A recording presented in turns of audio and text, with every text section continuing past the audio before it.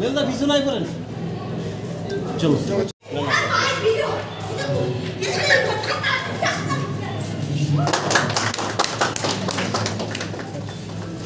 এবং সুমা সাহা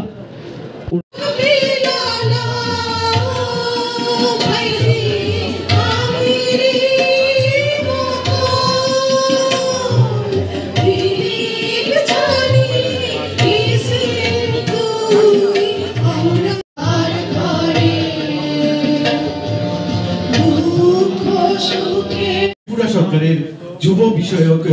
ও ক্রীড়া দপ্তরের অধিকর্তা শ্রদ্ধেয় সত্যব্রত নাথ মহোদয় আপনাকে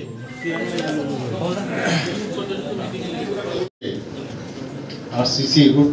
রিজিওনাল কোচিং সেন্টার তখন ছিল এনএসআরসিসি যখন নাম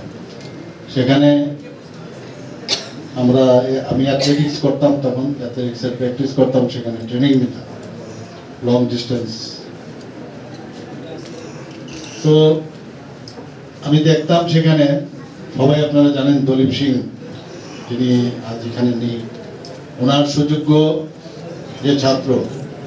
নাম হচ্ছে মধুসূদন সাহা আমাদের সমবয়সী ছিল ওরা জিমন্যাস্টিক করতো আমরা অ্যাথলেটিক্স করতাম অন্যান্য যারা বিভিন্ন খেলাধুলায় যুক্ত আমরা সেখানে প্র্যাকটিস করতাম খুবই ভালো মানে জিমন্যাস্ট বলতে যা বোঝায় বিভিন্ন সময়ে ত্রিপুরার রিপ্রেজেন্ট করেন এবং আন্তর্জাতিক স্তরে উনি ন্যাশনাল তো করেছেন ইন্টারন্যাশনাল লেভেলেও ওনার পার্টিসিপেশন ছিল প্রচুর খ্যাতি ত্রিপুরার জন্য উনি কুড়িয়ে এনেছেন আমার মনে আছে যখন উনি গত হয়েছেন পরবর্তী সময়ে যখন ওনার বাড়িতে আমি যাই আমি তখন আগরতলাতে ছিলাম না আমি যেতে পারিনি তখন ওনার ফ্যামিলির সাথে যখন আমি কথা বলি তো কথায় কথায় এটাই বললাম যে প্রকৃত যে সম্মান ওনাকে দেওয়া সেটা একদিন হলেও আমাদের ত্রিপুরা সরকার নিশ্চয়ই সেটা করবে তো সেই শুভ দিন আজকে এসছে সেই শুভ দিনে আমি যখন মাননীয় মন্ত্রী বাহাদুরের সাথে কথা বললাম যে ইউথ অ্যান্ড স্পোর্টসের এই যুব আবাসকে কি নাম দেওয়া যায় তখন আমি এই নামটা বলার পর আমি বললাম আপনারা যোগাযোগ করুন ওনার ফ্যামিলির সাথে তো যোগাযোগ করে আজকে আমাদের ফ্যামিলির ওরা এসে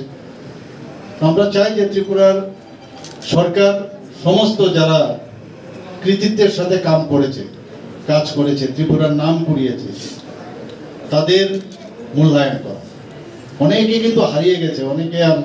মানে খুঁজে পাওয়া যাবে তার ইতিহাসও খুঁজে পাবে আমি আশা করি যে আজকে এই ইউথ অ্যান্ড স্পোর্টস ডিপার্টমেন্টের তরফ থেকে যে প্রচেষ্টা ওনারা করেছেন ওনাদেরকে আমি ধন্যবাদ দেব বিশেষ করে মাননীয় মন্ত্রী মহোদয়কে এবং উনি বিস্তারিত এখানে আলোচনা করেছেন যে আমাদের আগে যখন আমরা খেলাধুলার কারণে বিভিন্ন যখন স্টেট মিটে যেতাম সেখানে গিয়ে কিন্তু ওই স্কুল যে আছে সেই স্কুলের মধ্যে আমাদের থাকতে হতো বেডিং নিয়ে চলে যেতাম বেডিং এর পেতে সেখানে আমরা পাকাও চলতো না ঠিকভাবে সেখান থেকে খেলায় পার্টিসিপেট করতাম এখন যে বিষয়টা আমাদের যে সমস্যাগুলো ছিল এই সমস্যা যেন এই জেনারেশনের ছেলে মেয়েরা যাতে তাদের সেটা ভুগতে না হয় তার জন্য আমাদের এই প্রচেষ্টা মাননীয় মন্ত্রী বাহাদুর বলেছেন আমরা প্রতিটা ডিস্ট্রিক্টে আমরা এই ধরনের যুব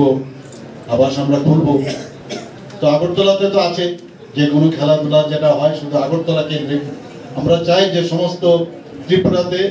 তার বিস্তার হোক এবং এখানে 200 আর যে শয্যা 100 মহিলা এবং 100 ছেলে তাদের জন্য আলাদা আলাদা করে যে সুন্দরভাবে এবং এখানে আমি যা শুনলাম আমাদের যারা ত্রিপুরার ছেলে মেয়েরা যারা আমাদের আর্ট কলেজ থেকে পাশ করেছে তাদেরকেও এখানে তাদের কৃতিত্বের পরিচয় দেওয়ার জন্য তাদেরকেও এখানে ব্যবহার করা হয়েছে